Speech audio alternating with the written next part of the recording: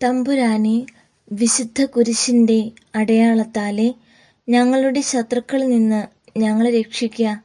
ഞങ്ങളുടെ തമ്പുരാനെ, പിതാവിൻ്റെയും പുത്രൻ്റെയും പരിശുദ്ധാത്മാവിൻ്റെയും നാമത്തിൽ ആമേൻ. ആദ്യം മുതൽ ഉണ്ടായിരുന്നതും ഞങ്ങൾ കേട്ടതും സ്വന്തം കണ്ണുകൊണ്ട് കണ്ടതും സൂക്ഷിച്ചു വീക്ഷിച്ചതും കൈകൊണ്ട് സ്പർശിച്ചതുമായ ജീവന്റെ വചനത്തെപ്പറ്റി ഞങ്ങൾ അറിയിക്കുന്നു. വിശുദ്ധ യോഹന്നാൻ എഴുതിയ 1-ാം ലേഖനം 1-ാം അധ്യായം 1-ാം വാക്യം. ദിനവൃത്താന്തം 2-ാം പുസ്തകം 11-ാം അധ്യായം. റഹോബോവാം ജെറുസലേമിൽ എത്തിയതിനു ശേഷം യൂദാ ഭവനത്തെയും ബെഞ്ചമിൻ ഭവനത്തെയും വിളിച്ചുകൂട്ടി. അവരിൽ നിന്ന് ഇസ്രായേലിനോട് യുദ്ധം ചെയ്ത് രാജ്യം വീണ്ടെടുക്കാൻ 1,80,000 യോദ്ധാക്കളെ തിരഞ്ഞെടുത്തു. എന്നാൽ ദൈവപുരുഷനായ ശേമായായോട് കർത്താവ് അരുളിച്ചെയ്തു, സോളമന്റെ മകനും യൂദാ രാജാവുമായ റഹോബോവാമിനോടും യൂദായിലും ബെഞ്ചമിനിലുമുള്ള എല്ലാ ഇസ്രായേലിനോടും പറയുക, കർത്താവ് അരുളിച്ചെയ്യുന്നു, നീ അങ്ങോട്ട് പോവുകയോ നിന്റെ സഹോദരരോട് യുദ്ധം ചെയ്യുകയോ അരുത്. ആളുകളെ അവരവരുടെ ഭവനങ്ങളിലേക്ക് തിരിച്ചയക്കുക. എന്റെ ഹിതമനുസരിച്ചാണ് ഇതെല്ലാം സംഭവിച്ചത്. അവർ കർത്താവിന്റെ വാക്കുകേട്ട് മടങ്ങിപ്പോയി. ജെറോബോവാമിനോട് യുദ്ധത്തിന് പോയില്ല. റഹോബോവാം ജെറുസലേമിൽ വെച്ച് യൂദായുടെ സുരക്ഷിതത്വത്തിനായി പട്ടണങ്ങൾ പണിയിച്ചു. ബത്ലഹേം, ഏദാം, തെക്കോവ, ബെത്സൂർ, സൊക്കോ, അതുല്ലാം, ഗത്ത്, മരേഷ, സിഫ്, അതുറായിം, ലാഗീഷ്, അസേക്ക, സോറ, അയ്യലോൺ, ഹെബ്രോൺ എന്നിവ പണിതു. യൂദായിലും ബെഞ്ചമിനിലുമുള്ള സുരക്ഷിത നഗരങ്ങളാണിവ. കോട്ടകൾ സുശക്തമാക്കി. ഓരോന്നിനും അധിപന്മാരെ നിയമിച്ചു. ഭക്ഷണ സാധനങ്ങൾ, എണ്ണ, വീഞ്ഞ് എന്നിവ സംഭരിച്ചു. ഓരോ പട്ടണത്തിലും കുന്തങ്ങളും പരിചകളും ശേഖരിച്ച് അവ ബലിഷ്ഠമാക്കി. യൂദായും ബെഞ്ചമിനും അവന്റെ നിയന്ത്രണത്തിലായി. ഇസ്രായേലിന്റെ വിവിധ ഭാഗങ്ങളിൽ വസിച്ചിരുന്ന പുരോഹിതന്മാരും ലേവ്യരും റഹോബോവാമിന്റെ അടുക്കൽ അഭയം തേടി. കർത്താവ് പുരോഹിത ശുശ്രൂഷ ചെയ്യുന്നതിന് ലേവ്യരെ ജെറോബോവാമും പുത്രന്മാരും ബഹിഷ്കരിച്ചതിനാലാണ് സ്വന്തം സ്ഥലവും അവകാശവും ഉപേക്ഷിച്ച് അവർ യൂദായിലേക്കും ജെറുസലേമിലേക്കും വന്നത്. താൻ ഉണ്ടാക്കിയ പൂജാഗിരികളിൽ ആരാധന നടത്താനും ദുർഭൂതങ്ങൾക്കും കാളക്കുട്ടികൾക്കും ശുശ്രൂഷ ചെയ്യാനും ജെറോബോവാം പുരോഹിതന്മാരെ നിയമിച്ചു. ഇസ്രായേലിന്റെ ദൈവമായ കർത്താവിനെ ഹൃദയപൂർവ്വം തേടിയിരുന്നവർ ഇസ്രായേലിലെ എല്ലാ ഗോത്രങ്ങളിലും നിന്ന് ലേവ്യരുടെ പിന്നാലെ ജെറുസലേമിൽ തങ്ങളുടെ പിതാക്കന്മാരുടെ ദൈവമായ കർത്താവിന് ബലിയർപ്പിക്കാൻ വന്നു. അവർ യൂദാ രാജ്യം പ്രബലമാക്കി. 3 വർഷക്കാലം അവർ ദാവീദിന്റെയും സോളമന്റെയും മാർഗത്തിൽ ചരിച്ചു. അക്കാലം അത്രയും സോളമന്റെ മകനായ റഹോബോവാം സുരക്ഷിതനായിരുന്നു. ദാവീദിന്റെ മകൻ യെരിമോത്തിന്റെയും ജസ്സയുടെ മകനായ ഏലിയാബിന്റെ മകൻ അബിഹായേലിന്റെയും മകൾ മഹലത്തിനെ റഹോബോവാം വിവാഹം ചെയ്തു.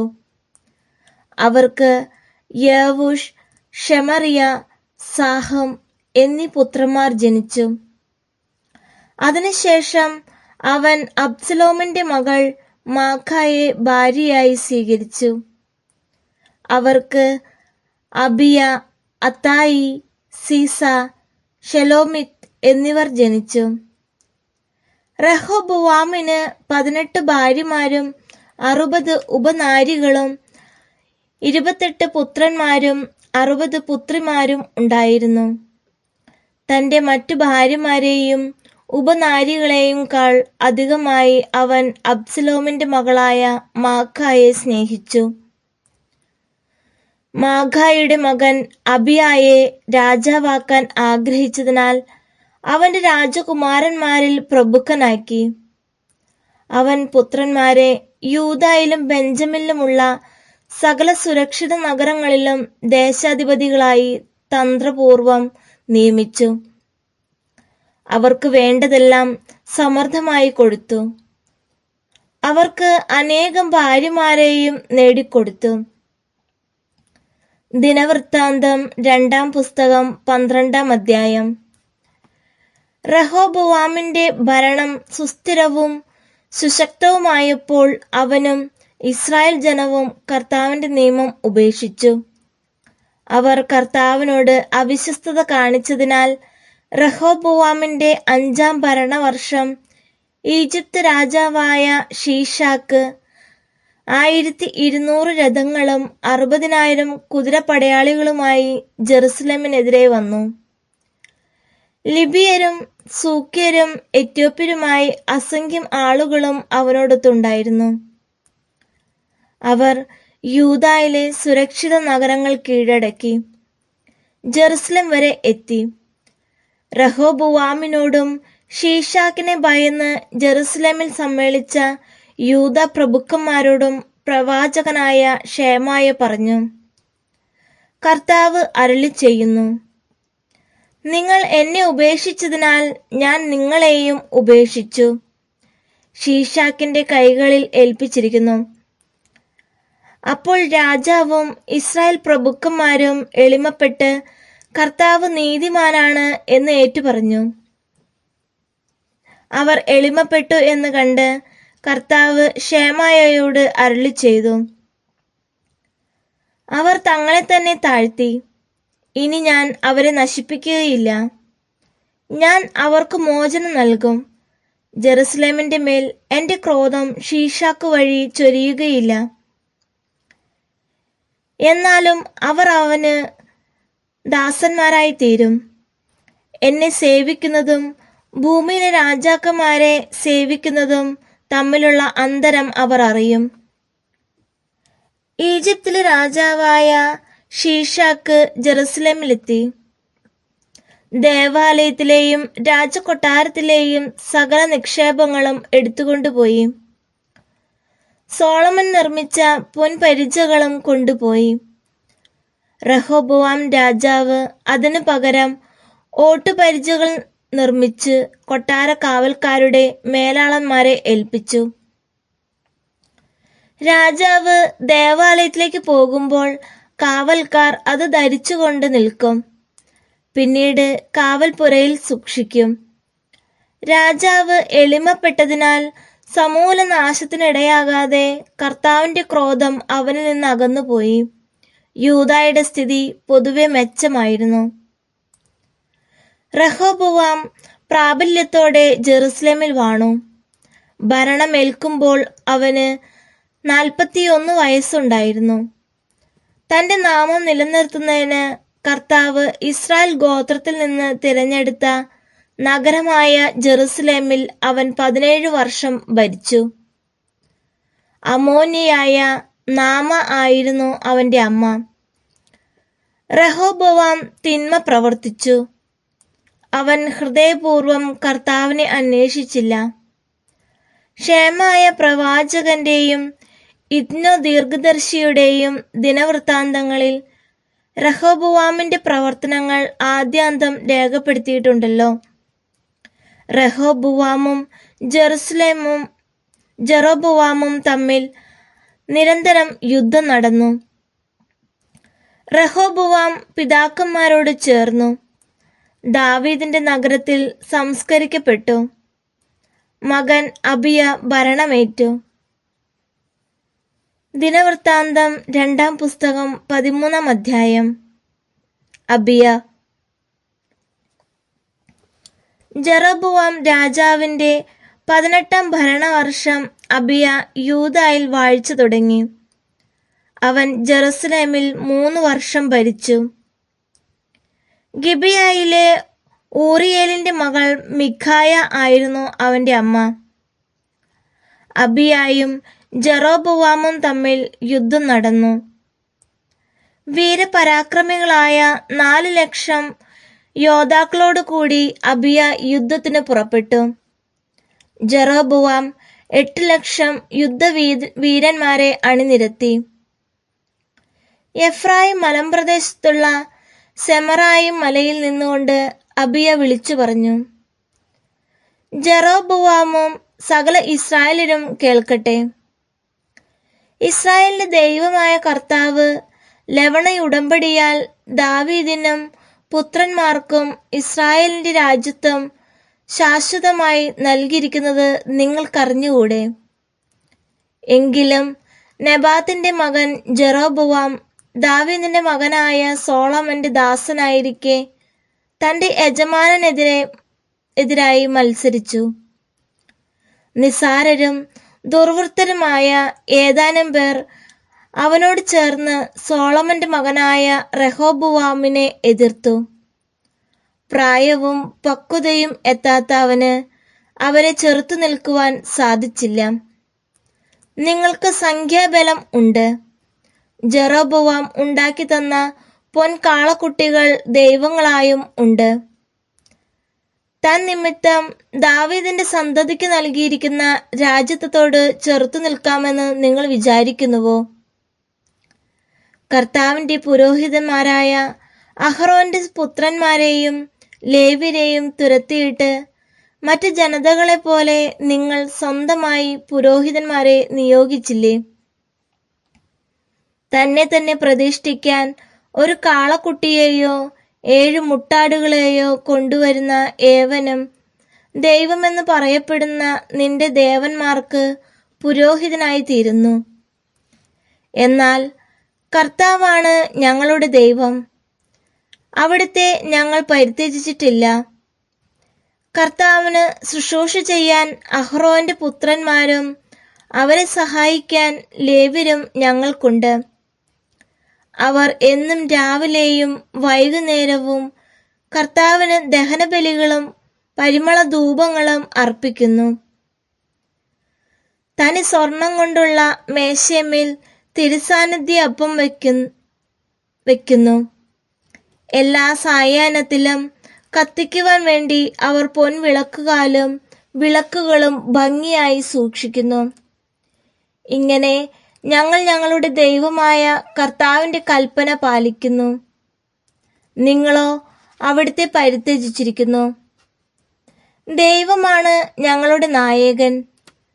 ഞങ്ങൾക്ക് എതിരെ യുദ്ധകാഹളം മുഴക്കാൻ ഇവിടുത്തെ പുരോഹിതന്മാർ യുദ്ധകാഹളവുമായി ഞങ്ങളോടൊപ്പമുണ്ട്.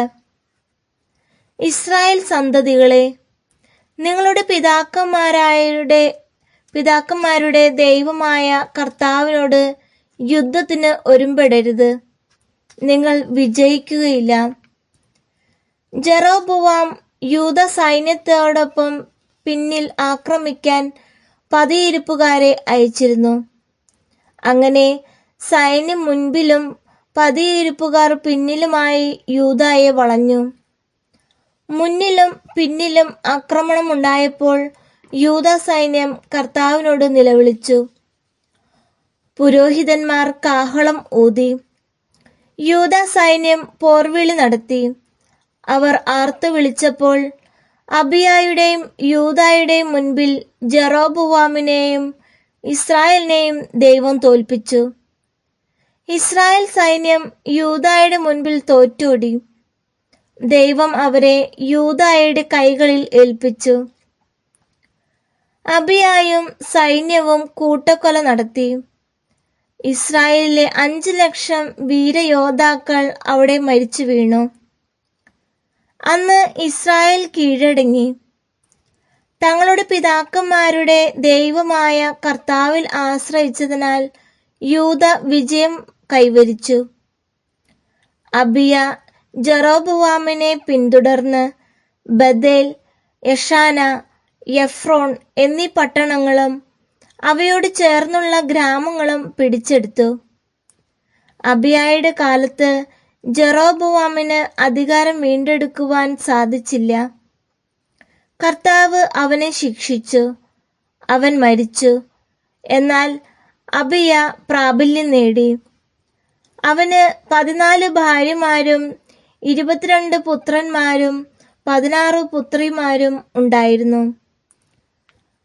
അബിയായുടെ മറ്റു പ്രവർത്തനങ്ങളും അവന്റെ വാക്കുകളും പ്രവർത്തന ശൈലിയും എല്ലാം ഇദ്ന പ്രവാചകന്റെ ചരിത്രത്തിൽ രേഖപ്പെടുത്തിയിരിക്കുന്നു. ദിനവൃത്താന്തം 2-ാം പുസ്തകം 14-ാം അധ്യായം. ആസ. അബിയ പിതാക്കന്മാരോട് ചേർന്നു ദാവീദിന്റെ നഗരത്തിൽ സംസ്കരിക്കപ്പെട്ടു. മകൻ ആസ രാജാവായി. ആസയുടെ കാലത്ത് 10 വർഷം ദേശത്ത് സമാധാനം നിലനിന്നു. ആസ ദൈവമായ കർത്താവിന്റെ ദൃഷ്ടിയിൽ നീതിയും നന്മയും പ്രവർത്തിച്ചു. അവൻ അന്യദേവന്മാരുടെ ബലിപീഠങ്ങളും പൂജാഗിരികളും നീക്കം ചെയ്തു. സ്തംഭങ്ങൾ ഇടിച്ചു തകർത്തു. അശേര പ്രതിഷ്ഠകൾ വെട്ടിവീഴ്ത്തി. യൂദാ നിവാസികളോട് തങ്ങളുടെ പിതാക്കന്മാരുടെ ദൈവമായ കർത്താവിനെ അന്വേഷിക്കുവാനും അവിടുത്തെ നിയമങ്ങളും പ്രമാണങ്ങളും അനുസരിക്കുവാനും കൽപ്പിച്ചു. കൂടാതെ യൂദാ നഗരങ്ങളിൽ നിന്ന് പൂജാഗിരികളും ബലിപീഠങ്ങളും നീക്കം ചെയ്തു. അവന്റെ കാലത്ത് രാജ്യത്ത് സമാധാനം നിലനിന്നു. രാജ്യത്ത് സമാധാനം ഉണ്ടായിരുന്നതിനാൽ യൂദായിലെ പല നഗരങ്ങളും അവൻ ബലവത്താക്കി. കർത്താവ് സ്വസ്ഥത നൽകിയതിനാൽ അക്കാലത്ത് യുദ്ധം വേണ്ടി വന്നില്ല.